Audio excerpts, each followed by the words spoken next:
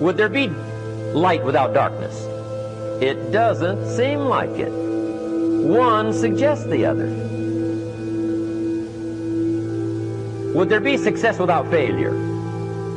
We have two things going for us in our human experience. Here's one, opportunity, and here's number two, the threat to the opportunity. Would there be life without death? It doesn't seem like it. What makes life valuable? Death. Life is the struggle to keep death at a respectable distance. A lot of people think that optimism is naive. It's not. Optimism is not the denial of reality. And positivity is about saying things are good even when they're not. Optimism is the belief that the future is positive. We are going through a hard time now. The times are tough, they're rough, they're dark, but we will get through this together. That's what optimism sounds like. Now let me say this before I move forward, and I can't explain it, but you better feel me. Winners win and losers lose. I don't know how it happens, but winners win. And if you create a culture of losing, if you keep being a victim, if you keep letting losing happen to you, if you keep letting people do you and treat you any kind of way, it's going to become a culture.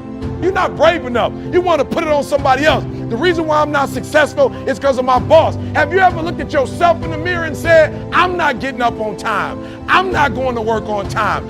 I have standards.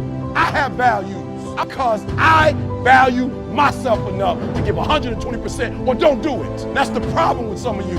You always want to blame other people. You want to hold other people to the fire, but you're not holding yourself to the fire. You just said you're giving 50%. You owe you an explanation. You owe you an explanation. You need to look at yourself in the mirror and say, why are you only giving 50%? What's wrong with you?